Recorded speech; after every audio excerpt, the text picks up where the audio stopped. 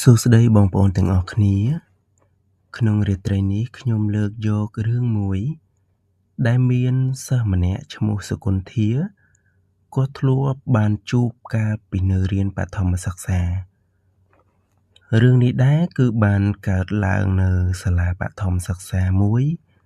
នៅខេត្តកំពង់ចាមជាយក្រុង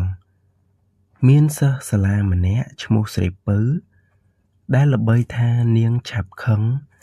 និងអារម្មណ៍ឆេវឆាវជាងគេនាងតែងតែចូលចិត្តអង្គុយនៅមុខថ្នាក់លេងទូរស័ព្ទថ្ងៃមួយគ្រូភាសាខ្មែរបានហៅសិស្សទាំងអស់ឲ្យរៀបចំសៀវភៅដើម្បីត្រៀមសរសេរអត្ថបទខណៈដែលស្រីពៅវិញកំពុងចោលភ្នែកសម្លឹងចេញទៅក្រៅតាមបង្អួចដោយមិនដាក់ភ្នែកពៅអ្នកសម្លឹងមើលអ្វី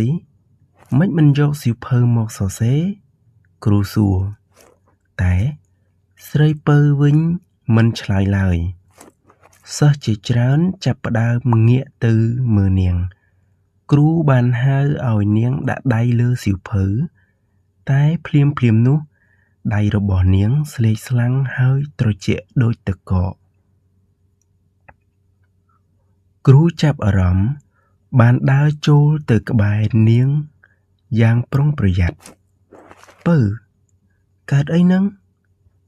ពៅងាកមុខមកមើលគ្រូយ៉ាងយឺតភ្នែកពណ៌ក្រហមខុសប្លែកពីធម្មតាហើយនាងនិយាយសូរសំឡេងមិនមែនជាសំឡេងនាងបាននិយាយថានៅទីនោះគឺនៅក្រោយសៀវភៅពណ៌ខ្មៅកុំបើកវាសិស្សទាំងអស់ភ័យខ្លាចដោយគ្មាននរណាយល់ថានាងនិយាយអំពីអ្វីនោះទេភ្លាមនោះក៏ឮសំឡេងស្រែកនៅបន្ទប់បណ្ណាល័យ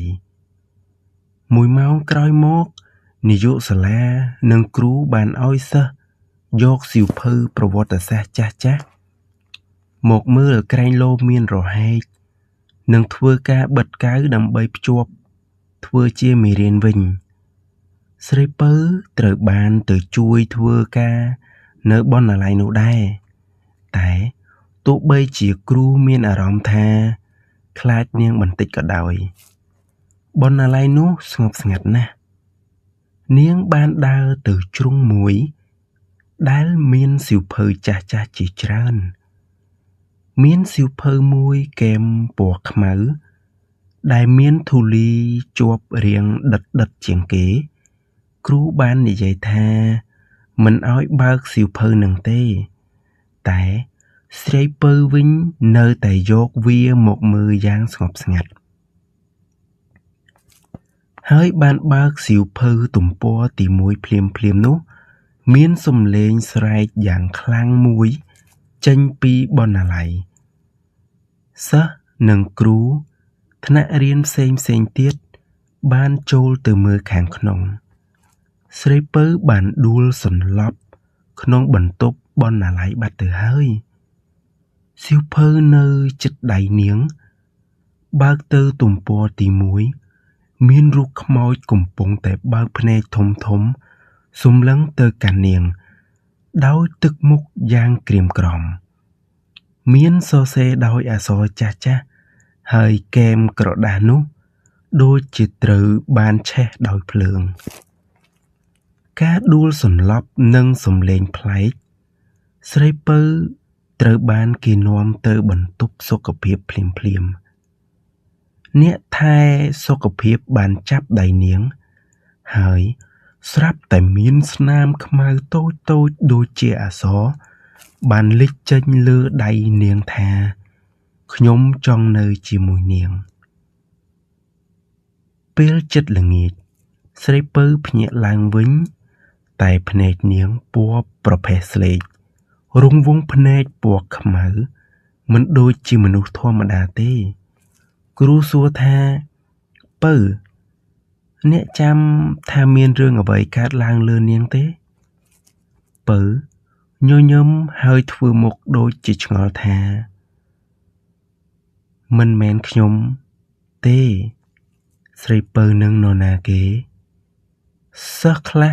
ចាប់ផ្ដើមយំគ្រូបានព្យាយាមចាប់ដៃនាងតែស្រីពៅមានកម្លាំងខ្លាំងខុសពីធម្មតាដូច្នេះគេ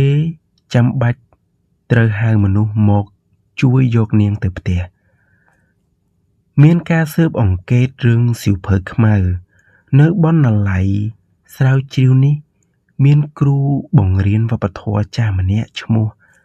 គ្រូសុវណ្ណរតន៍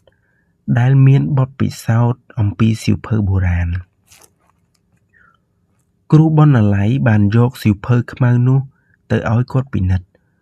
គ្រូសុវណ្ណរតន៍ប្រាប់ថាសៀវភៅនេះជាកំណត់ត្រារបស់សិស្សម្នាក់ដែលបានស្លាប់នៅក្នុងសាលានោះប្រហែលជា30ឆ្នាំមុនគេជឿថាព្រលឹងសិស្សនោះនៅតែខឹងនិងស្វែងរកកាយដើម្បីស្នាក់នៅហើយគាត់និយាយថាប្រសិនបើស្រីពៅបើកទំព័រពិសេសនោះព្រលឹងនឹងចូលសន្ធិដ្ឋនៅក្នុងកាយអ្នកបើកវាមិនអាចចេញឡើយ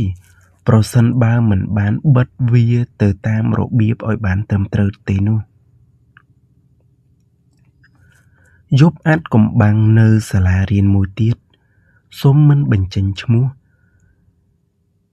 មានយប់នោះស្រីពៅបានទៅសាលាខាងលើដែលបានបិទអស់រយៈពេលយូរឆ្នាំមកហើយភ្លើងមិនសូវភ្លឺទេហើយមានខ្យល់ត្រជាក់លោកគ្រូសុវណ្ណរតន៍កាន់សៀវភៅខ្មៅ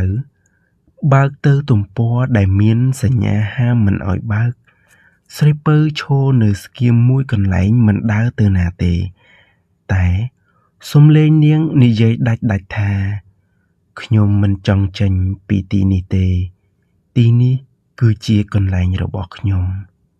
គ្រូស្រាវជ្រាវបានចាប់ផ្ដើមអានអក្សរចាស់សំឡេងយំនៅក្នុងបណ្ណាល័យឮខ្លាំងឡើងស្រីពៅក៏ចាប់ផ្ដើមស្រែកចេញទៅបន្ទាប់មកមានសំឡេងមនុស្សប្រុសឮល្វើយនៅក្នុងបន្ទប់បណ្ណាល័យនោះដោយនិយាយថាអរគុណខ្ញុំត្រូវទៅហើយខ្យល់ត្រជាក់ឈប់ភ្លាមហើយបន្ទប់ក៏ប្រែក្លាយជាកន្លែងស្ងប់ស្ងាត់ធម្មតាវិញការត្រឡប់មកជាធម្មតាវិញស្រីពៅភ្ញាក់ឡើងគឺនៅមន្ទីរពេទ្យនាងមិនចាំអ្វីនោះទេអស់មួយសប្តាហ៍ក្រោយមកស្រីពៅក៏បានវិលទៅរៀនធម្មតាវិញ